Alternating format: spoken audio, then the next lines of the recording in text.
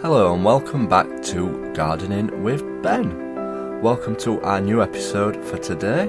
I hope you're enjoying all the podcasts that we're putting out there. If you've not subscribed to our channel, make sure you click the subscribe button to stay up to date with all our podcasts, what get launched. And feel free to follow us on all our social media platforms, Facebook, YouTube and Instagram, Gardening with Ben. If you are listening on Apple Podcasts, make sure you leave a review as well, as it's always good to see who's listening and what you think of the podcast. Let's start today's episode.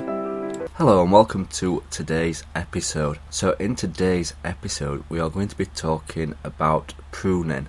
This is still continuing with our 28-day challenge, and so far it's going really well. We're getting an episode out there every single day for you to enjoy, so make sure you click that subscribe button to stay up to date, and these get published around 5 o'clock in the morning so you can listen to them on the way to work or while you're having your morning brew. So around this time of year it's ideal time to do a lot of your pruning, as the plants are pretty dormant. That goes for your fruit trees, but not your plum trees or anything that has a stone in them.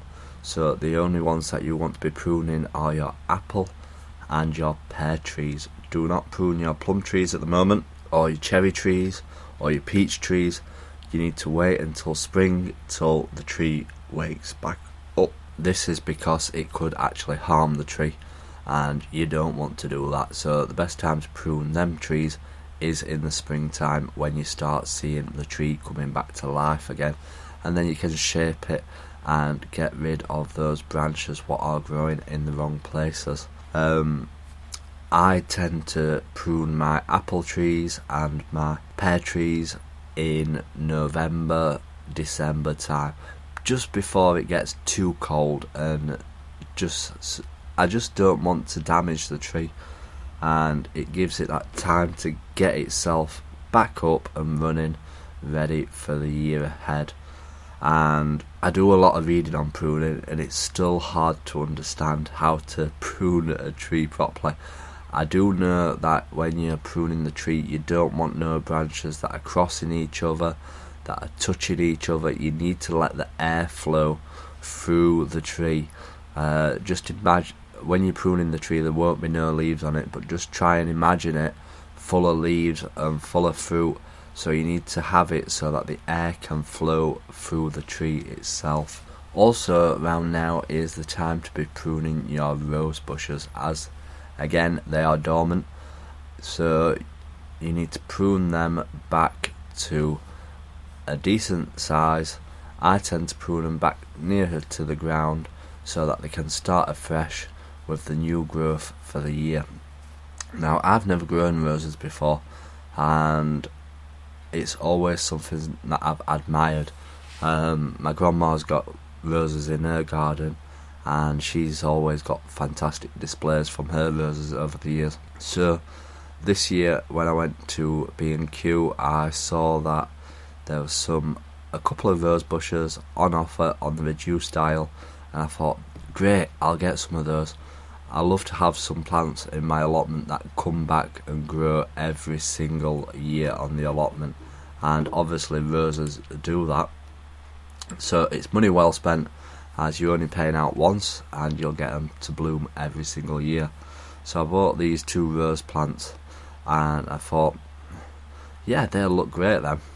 And then I went back a few weeks later and looked in the reduced section again, which you should never do, and there was about 7 other varieties of roses there on offer to the ones that I'd purchased before, and I thought, I tell you what, they will look perfect all the way down the side of my plot. The colour that they'll add, the fragrance that they will bring to the plot, and the insects will love them. So I ended up buying 6 more rose plants.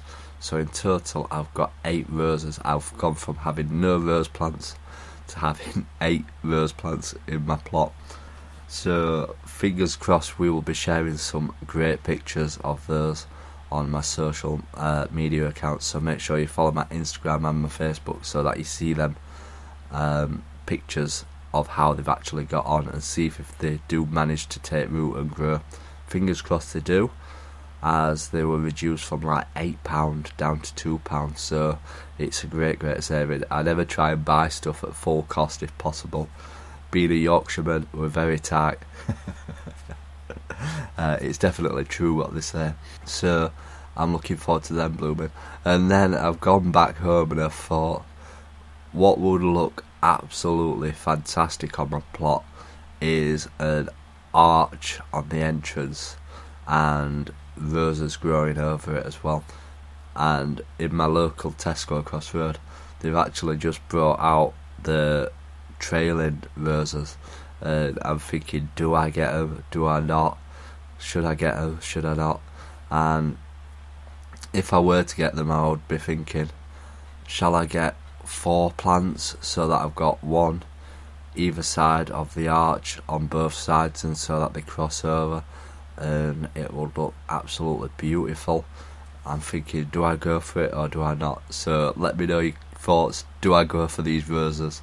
Send me a message and let me know what you think, and should I go for them or not. So yeah, now is the time to be doing your pruning. Obviously you need to be pruning your raspberries as well. Autumn raspberries, the ones that fruit towards the end of the season, you can prune them back to the ground and they will send new canes out, and they will fruit on them canes in this year, so they're easy to work out what to do. Now the summer variety are a bit more difficult. You want to prune back the canes that have fruited last year. Do not prune back the new growth. The new growth, what grew last year, will be the ones that fruit this year.